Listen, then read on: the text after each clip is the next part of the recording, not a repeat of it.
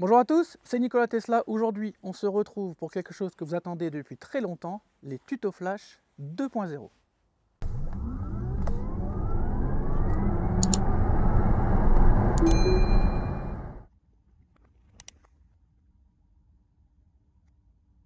On passe maintenant à l'autopilote. Le truc qui fait peur. Ah oui, t'as jamais testé, j'ai l'impression, parce que...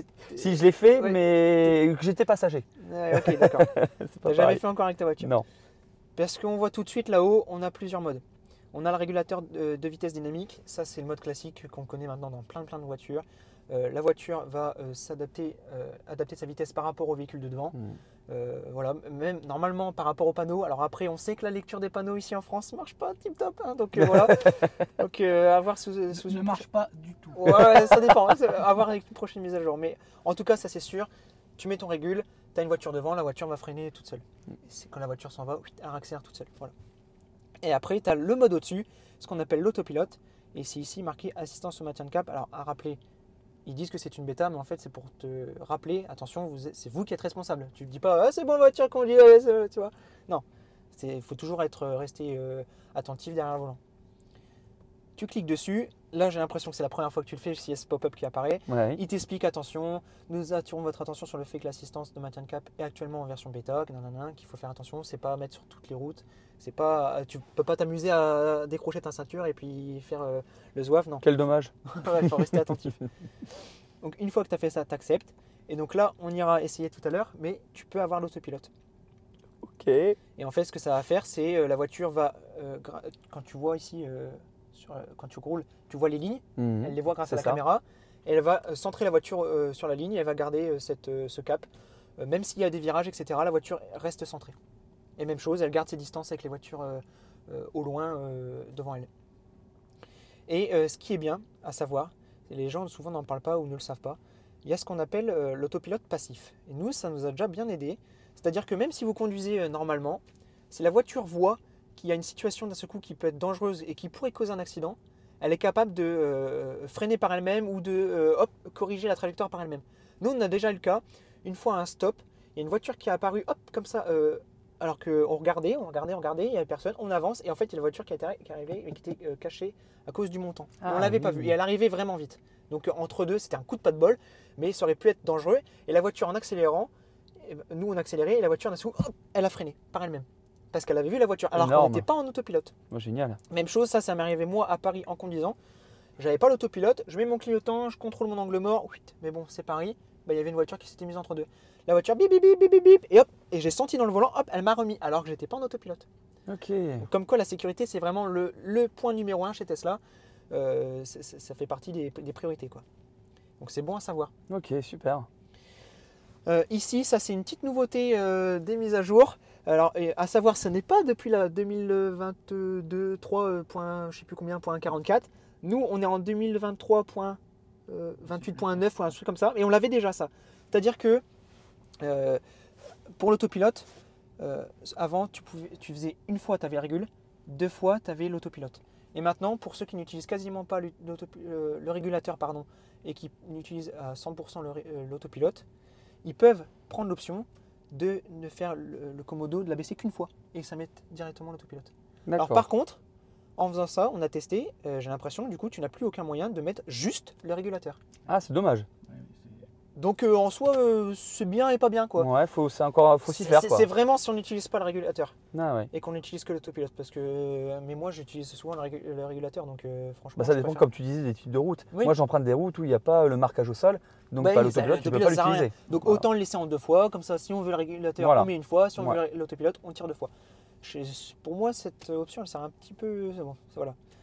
Elle sert pas forcément. Nouveau. Hein. Oui, ça c'est à savoir aussi. Quand il y a des nouvelles fonctionnalités qui arrivent avec une mise à jour, quand c'est par rapport à une application, vous voyez un petit point bleu au-dessus de l'application, l'icône. Et quand c'est dans les réglages, vous voyez écrit nouveau à côté. Comme ça, vous savez, oh tiens, c'est nouveau ça n'existait pas avant. Pour continuer sur les réglages de l'autopilote et des aides à la conduite, ici, c'est ce qui va déterminer comment va se comporter ton régulateur. C'est-à-dire, est-ce que, imaginons, tu es sur une nationale, donc tu sors d'un village, donc tu étais à 50, tu mets ton régulateur. Est-ce que tu veux qu'il aille à la vitesse limite autorisée, c'est-à-dire en général 80, et du coup toi tu le mets et hop il accélère tout seul? Ou est-ce que tu veux, moi j'ai été comme ça longtemps en conduite accompagnée, qui mettent à ta vitesse actuelle. C'est-à-dire que si tu es à 90, tu le mets, il est à 90. Si tu es à 63, tu le mets, il reste à 63. Ah, c'est pas mal, il faut voir selon c'est pas mal. le contexte. C'est à voir les utilisations. Ouais. Ou alors, est-ce que tu veux qu'ils se mettent à la limitation de vitesse? Sachant qu'en plus, lorsque tu mets ce petit mode-là, tu as vu, tu as des petits réglages en plus, parce que tu peux lui mettre une tolérance. C'est-à-dire, est-ce que tu veux qu'il respecte 100% la limitation de vitesse, ou est-ce que tu te dis, ouais, non, attends, ouais, moi je veux aller 2-3 km/h de plus par rapport à la limite de vitesse, c'est-à-dire que si la limitation c'est 130 et que tu déclenches autopilote, il ira à 133, si la limitation c'est 80, il ira à 83. Donc soit tu peux le mettre Surtout qu'il y a une loi qui est passée en plus sur la tolérance à quelques kilomètres près, je crois. Je crois que c'est 5. Faut respecter Ouais. les Oui, bon, c'est à respecter. Je Après, veux pas de problème avec la loi. non, mais c'est à la discrétion de chacun, hein, c'est la responsabilité de chacun. Mais l'option est disponible. Alors soit on le met en valeur absolue comme ça, donc c'est 3 km/h absolu, soit on peut le mettre en pourcentage, ce qui peut être pas mal aussi, parce que je veux dire 3 km/h par rapport à 50 km/h ou 3 km/h par rapport à 130, c'est pas pareil quoi, je veux dire 3 km/h par rapport à 50, tu descends beaucoup plus. Et puis je crois que les radars ils parlent de tolérance aussi en termes de pourcentage. Ouais. Oui. Donc là, tu vois, tu peux mettre une tolérance en %. C'est-à-dire que là, la voiture te l'explique très bien, encore une fois. Si la vitesse c'est 50, là tu irais à. Attends, je le remets pour qu'il réapparaisse. 51. Si la limite c'est 120, tu irais à 122. Mais du coup, tu vois, tu as une petite marge. Ouais, une petite marge en pourcentage, ce qui est pas trop mal non plus. Ouais, c'est bien pensé. Ensuite, petite nouveauté depuis quelques temps qui n'existait pas pour les vieux conducteurs et qu'on a eu depuis la V11, il me semble. Caméra automatique d'angle mort. C'est-à-dire que Génial ça. je te laisse mettre ton clignotant. Et là, ici, tu vois le répéteur qui apparaît. C'est-à-dire que, bien sûr, il faut toujours faire son contrôle, mais ça peut être pas mal aussi de checker via l'écran. Parce que l'angle est quand même assez large et tout. La nuit, ça peut être pratique, etc. Et notamment pour ceux qui font conduite accompagnée, je sais que papa, c'était pratique. Quand moi, je conduisais, lui, il voyait pas forcément bien avec le volant. Et puis même, c'est pas bien réglé pour lui, du coup. Le rétro, donc là, il pouvait voir quand je doublais ou quand je me rabattais, il pouvait vérifier qu'il y avait bel et bien personne. Et puis là, je peux te le certifier. Hein. Là, quand je regarde dans le rétro et quand je regarde ce que j'ai à l'écran, c'est vraiment l'angle mort. Ouais. Là, quand je regarde dans mon rétro, la Mercedes, là, je la vois pas. Hein. Ouais, voilà. C'est vraiment pratique. Et ça le fait des deux côtés. À savoir aussi que ça le fait des deux côtés, effectivement. Et si tu te dis, ouais, mais attends, à cet endroit-là, c'est pas très pratique, tu peux rester appuyé. Et tu peux bouger l'endroit où est la caméra. Tu te dis, ouais, non, en bas, j'aime pas trop non plus. Tu peux le mettre ici. Alors, ça, c'est le truc qui me fait délirer dans cette voiture, c'est que tout est personnalisable. C'est incroyable. Et d'ailleurs, en parlant de ça, j'avais une question. Les warnings. Ah, la bonne idée. Voilà. Bon, bah voilà, moi qui étais habitué sur mes thermiques à et toujours ce qui est avoir... rigolo, c'est que si tu regardes bien, il clignote. Ouais, tout à fait. Voilà. Ah bah merci. Les warnings sont ici. Ah bah voilà. Bon, j'ai bien fait de venir. Comme pareil, bouton de SOS, il est ici aussi. Ça, je l'avais vu. Sachant que, comme maintenant, je crois que c'est obligatoire de toute façon, s'il y a un accident qui est détecté, ça appelle tout de suite les secours automatiquement. Voilà. Si on continue dans nos réglages de l'autopilote, tu as avertisseur d'angle mort. Alors ça, c'est en combinaison avec les caméras.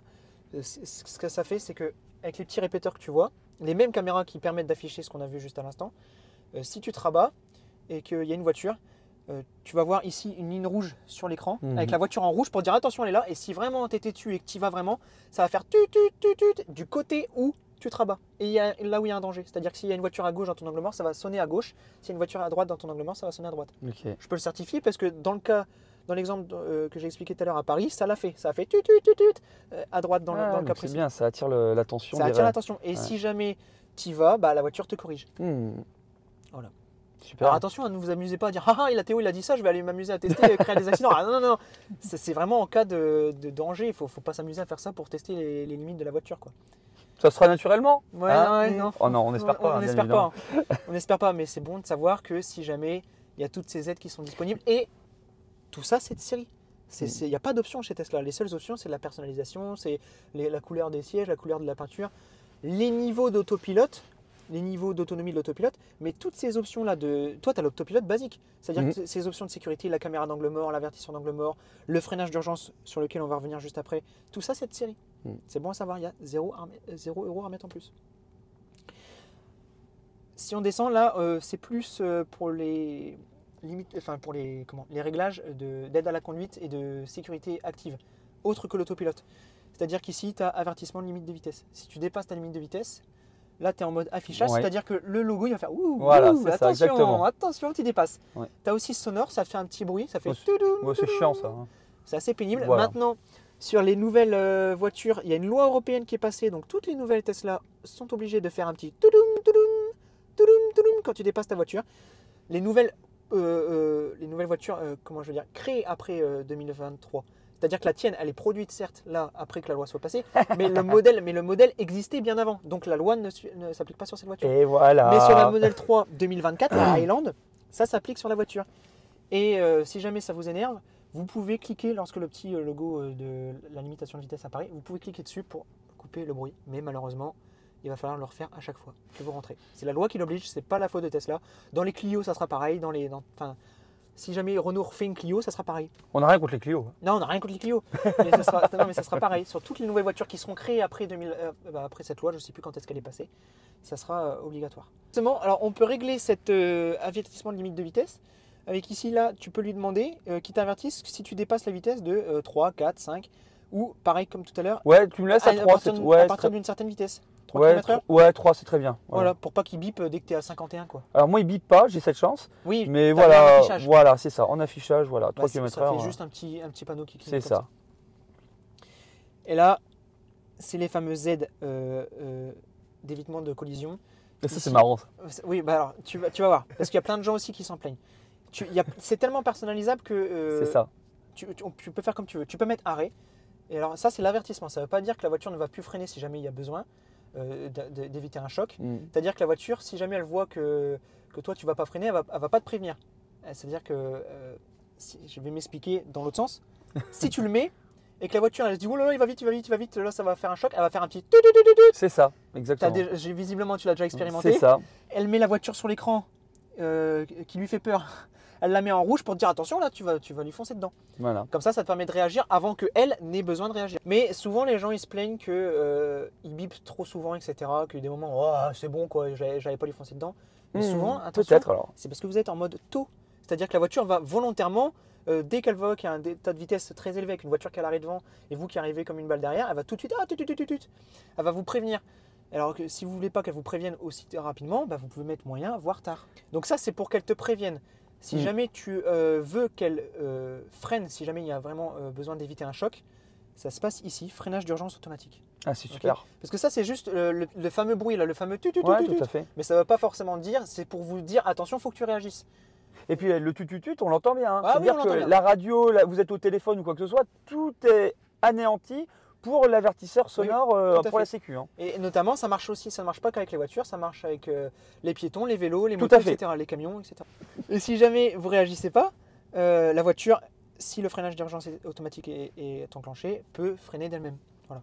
Comme plein de voitures maintenant le font, hein, c'est les standards européens maintenant. Ici, évitement de franchissement de ligne, c'est pour te dire, pareil, comme plein de voitures le font, attention, tu mords sur la ligne, etc. Donc soit elle te prévient, soit assistance, en fait, elle va te faire l'effet ping-pong. Ah ouais, alors ça c'est pas cool. Ça, hein. j'aime pas. Non plus. En plus, surtout quand tu as une voiture qui fait l'autopilote et que si tu veux qu'elle garde les lignes, tu mets l'autopilote, c'est tout. Sachant que l'avertissement, il me semble, je crois qu'il te fait des petites vibrations dans le volant. Et le volant, il va te vibrer un petit peu pour dire attention, là, tu mords la ligne. D'accord. Voilà, moi, super. Je suis en avertissement. Voilà. Il peut nous le dire. Et donc, quand tu veux doubler, ça vibre aussi. Non, parce que quand tu mets ton clignotant, elle sait que ah, dès que tu mets le... Voilà. C'est bien. Ici, parce que si jamais tu avais laissé en arrêt, tu pourrais te dire ici que c'est un peu répétitif. Parce que tu dis, bah attends, là, il y a évitement de franchissement de ligne, ici, évitement de franchissement de ligne. Mais en fait, ici, ce qui change, c'est que c'est marqué d'urgence. C'est-à-dire que même si tu l'as mis en arrêt, si vraiment elle voit que tu t'es endormi et que là, ta voiture, elle fait ça, elle va quand même te reprendre la voiture pour éviter que tu sortes de ta trajectoire complètement. Que tu te prennes un mur en face à cause d'un virage, etc. Donc ça, c'est bon à savoir. Comme ça, même ceux qui n'aiment pas du tout le fait que ça vibre, qui n'aiment pas du tout le fait que ça fasse l'effet ping-pong, sont quand même en sécurité, quoi, si jamais il y a besoin. Mais maintenant, je comprends mieux pourquoi Nico bouffe des pneus. Parce que avertissement de ligne avec ta conduite, bah, c'est sûr, hein, si tu restes tout le temps dans les courbes à la corde, tu vas bouffer du pneu. Hein. Ok, c'est cool donc, tout ça. Oui, et en plus, attends, ça n'a pas fini encore. Il y a le freinage d'urgence dont on a parlé tout à l'heure, limitation de l'accélération en fonction des obstacles. C'est-à-dire que si la voiture voit qu'en face, tu as des piétons puis que tu mets pied dedans, bah, tu vas le sentir. De toute façon, tu le verras si un jour tu l'expérimentes. Imaginons que tu as un piéton qui est en bord de passage piéton et Ouais. que tu mets le pied dedans, Ouais. il est possible que la voiture ne donne pas sa pleine puissance. Au cas où Ah, le piéton ouais, traverserait. pas mal, pas mal. Et alors ça, c'est valable si tu es en face d'un mur. ah oui, C'est encore mieux. ouais. Non, mais ouais, c'est bien pensé. Hein. Signal sonore pour le régulateur de vitesse, c'est en fait, c'est parce qu'avant ça te prévenait pas quand tu mettais le régulateur. Il y en a qui se sont plaints pour savoir, ah c'est vrai, ça se trouve on l'a enclenché sans le vouloir et du coup on n'a pas su qu'il était enclenché. Avec cette option d'enclencher, quand tu mets le régulateur, ça te fait un petit toum. Oui, Voilà. tout à fait. Et quand tu l'enlèves, ça fait toum. Tu sais, ça fait un autre petit ton. Ouais, c'était le même que tu as fait. Hein. T'es Ouais, pas non, bon. mais, non, mais hein. c'est, ouais, bah, enfin, c'est bon. Je sais pas, il faudra que je Petite demande à- tonalité un Ouais. peu différente, Ouais. disons. Et tu as un peu le même principe pour les signaux sonores au feu vert. Comme ça, si jamais je sais pas, tu pensais à autre chose, tu pensais Énorme. au Bahamas, c'est que c'est passé au vert, elle va faire un petit ding. Si, pareil, même chose. S'il y en a que ça énerve, c'est possible de l'enlever. Donc là, on en a fini pour tout ce qui était au niveau des aides à la conduite et de l'autopilote. Donc je vous dis à tous encore un grand merci.